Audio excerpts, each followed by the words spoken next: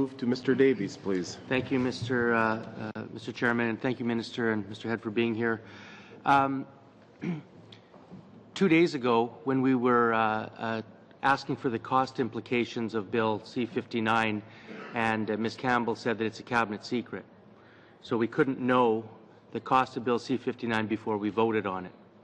Now, Mr. Minister, you said that your government your words are clear and upfront, and you said that your projections are fiscally sound.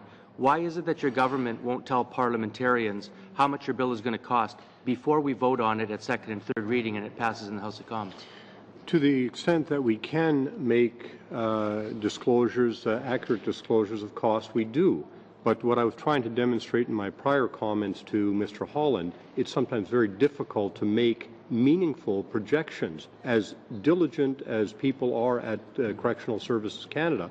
In this particular case, they had projected 1,280.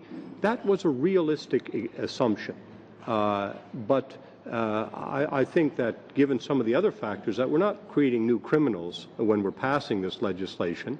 We're dealing with the same individuals over and over again, that the 390 seems to be what it is. There might be a wave coming a little later. We don't know. I'm going to listen. You do have the right to fulsome answer, but my question is on C-59 on telling us when the budgeting is. But Mr. Head just told us the day after we voted that Bill C-59 cost $40 million. Is it not a cabinet secret today? Well, I'm not sure why it was said it was a cabinet secret. I don't know. But I can tell you that in respect of whether or not it was disclosable, Mr. Head has the information. He's provided that information to you. So 2 days before parliamentarians are going to vote on a bill, this government, your government, won't tell us what it'll cost. And Mr. Minister, you have seen the media. Your government's repeatedly said that the cost of these programs are a matter of cabinet secrecy. I have never seen you come to the media and say, no, that's not the case. Canadian taxpayers can know how much it's going to cost. It's going to cost $40 million. Well, I can tell you one thing. I can tell you one thing, Mr. Davies. I don't go and seek out the media on these issues. Well, my question is not about seeking out. It's about disclosing to taxpayers. Now, you've also said, Mr. Toews, if I understand, or Mr. Minister, I'm sorry, your position is that these costs are justified. If I can fairly characterize your position is the costs to society of crime are, and I agree with you, the social costs are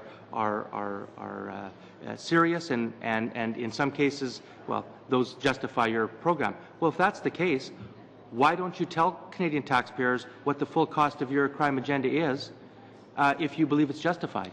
We will disclose that as soon as we can give you accurate figures. Again, as I've indicated, the accuracy of figures is sometimes very difficult to forecast.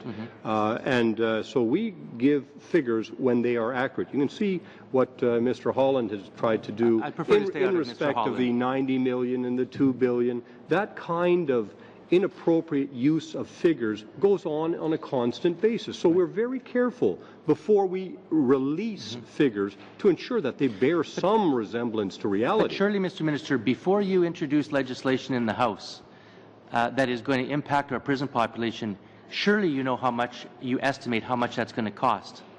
Do you not? Well, or are you passing legislation that you don't know what it's going to cost? Well, what we do know is that the cost of crime to Canadians on an annual basis is at least $70 billion.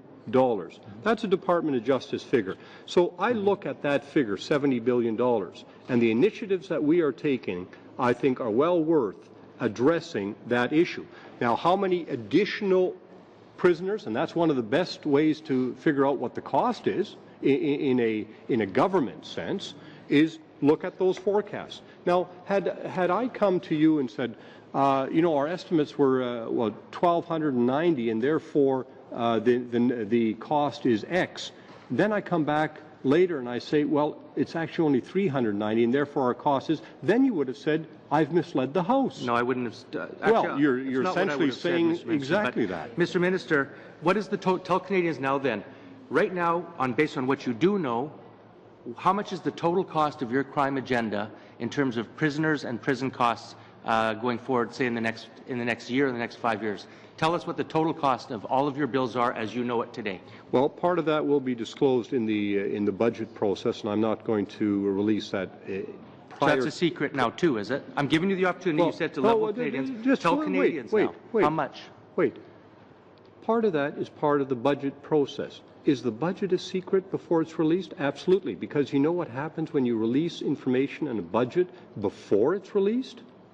You know what happens to ministers. Now, given that, I will ask Mr. Head to advise you in respect of any specific figures that we can release without compromising the budget. Okay, I want to ask Mr. Head a question. Well, no, let's. No, I'm not getting an answer, so I'll just move to Mr. Head. No, Mr. Head, in terms of double bunking, I have the right to ask my question.